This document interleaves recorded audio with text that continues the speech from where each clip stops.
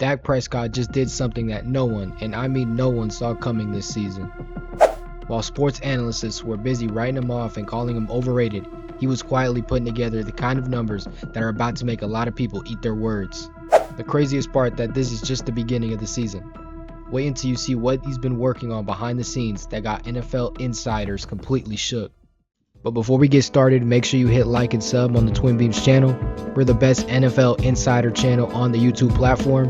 We're still up and coming, so any drive up the algorithm would be greatly appreciated. And I'm going to see you guys in the video. Now, I'm not going to be going in too deep on the Dakota Rain Prescott lore. I already made a video on him not too long ago, about a month ago. If you want to watch that video, you can. I went into depth, from his rookie season, even all the way into his college days, and all the way up to now.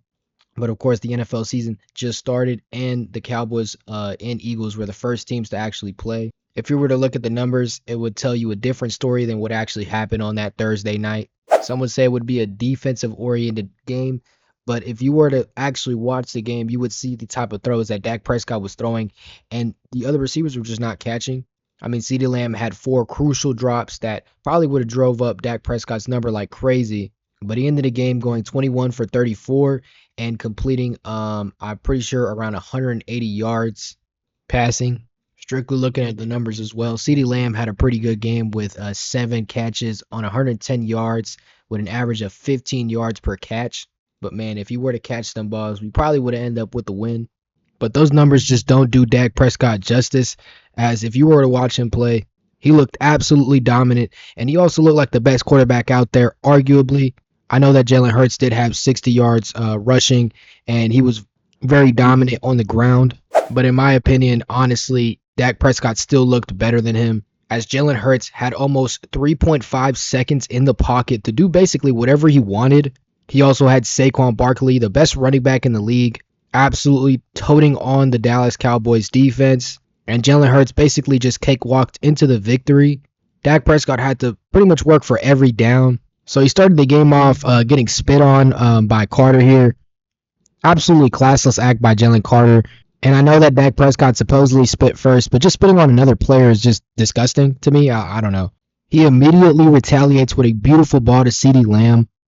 Just a 2-step drop into his hands right there. It could have been a little bit of a better ball. It could have been a touchdown, but at the same time, they did end up getting a touchdown with the running back. And that's what we want to see from Dakota Rain Prescott. Just throwing beautiful balls with confidence, looking like his 2016 self out there. Jalen Hurts and the Eagles would drive down the field, however, and he would score a go-ahead touchdown.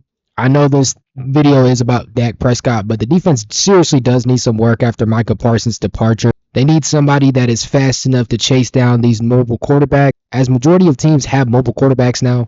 Dak Prescott, however, would respond with a few moves of his own, as he would use his iconic hip stretches to deliver a beautiful ball to CeeDee Lamb, putting it right on the money. And I know that he's reaching 30, but to be showing improvement on throwing on the run is definitely a good sign. And as y'all can see, he did not have as much time as Jalen Hurts did, but he was still able to do something with the ball, and that's basically what he was doing all game. Another improvement on the Cowboys offense is their delivery on third downs, as he would deliver another dart to CeeDee Lamb, stepping in the pocket with position and poise. As it stands now, the Cowboys are the best third down team in the NFL. I know that there's only been one game, but it is telling that nobody is talking about the fact that the Cowboys have a 68th percentile on the third down conversions compared to last year's 38%, a 30% increase, and 90% of that is because of Dakota Rain Prescott, as he continuously showed that on third down he stayed calm and collected and delivered perfect throws. After a couple of penalties on that same drive, Dak Prescott stepped back in the pocket and delivered another beautiful throw, this time to George Pickens.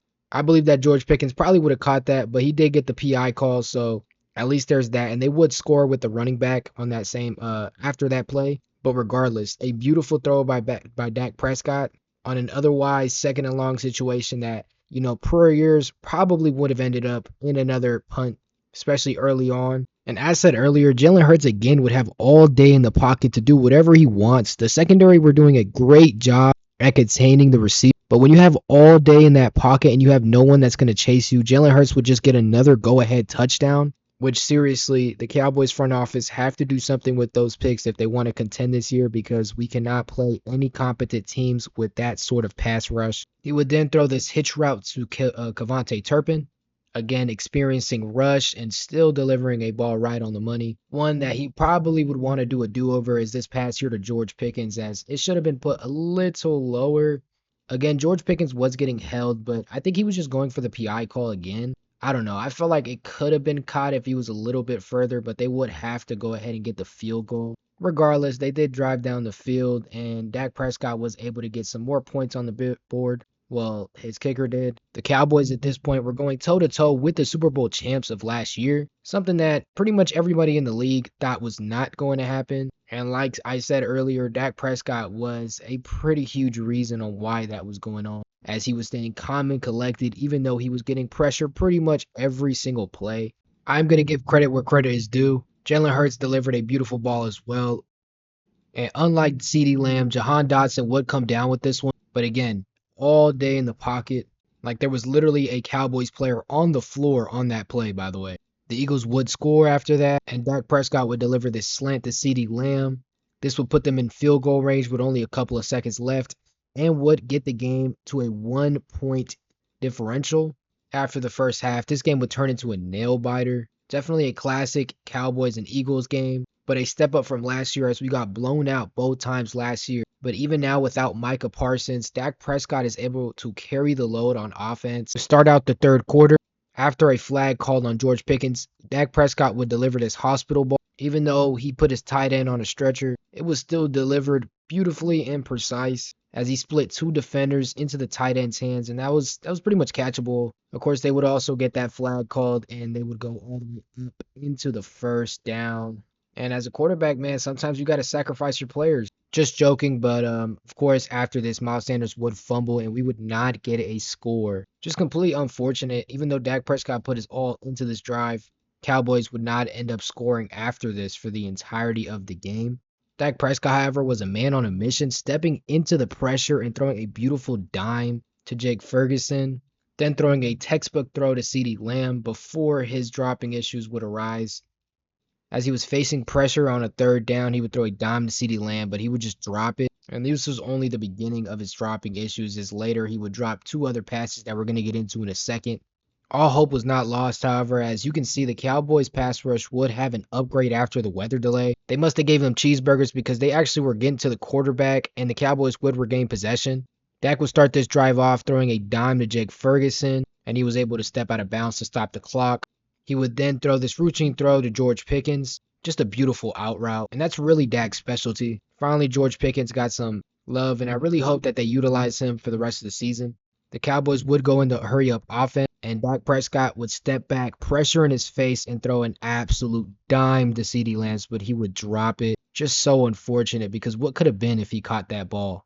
And I'm not going to really fault CD here. You know, we all have off games. I'm also not too worried about the Cowboys this season offensively. Defensively, they do need a lot of more work done, and I'm sure that Jerry Jones can see that. Hopefully that actually use those first-round picks that they got from Micah Parsons and use it in a trade for a new edge rusher or a new star linebacker. But regardless, CeeDee Lamb should have caught that ball, man. After that drop on 3rd and long, Dak Prescott with someone behind him and in front of him would throw this dart, and Javonte Williams having himself a game. Honestly, I wasn't really expecting too much out of him, especially with how weak our O-line was, but he did have a pretty good game, rushing for 2 touchdowns and over 60 yards. This leads us to the heartbreaking end of the game, as on 4th down, they would go ahead and throw a wheel route to CeeDee Lamb, and CeeDee Lamb would drop this pass, not being able to grab onto it. Just unfortunate, because if he would have catched that ball, we probably would have went out there and scored, and we probably would have won that game, as the Philadelphia Eagles didn't really have much time to come back. Dak Prescott, after getting spit on after the weather delay, he just had an incredible game, and Cowboys fans should be excited as long as Jerry Jones does make a trade for a new edge rusher or a linebacker. After this performance, I think majority of the league should watch what they say about Dak. But let me know what you guys think about his performance on Thursday, and let me know what player I should talk about next. I'll see you on the next video.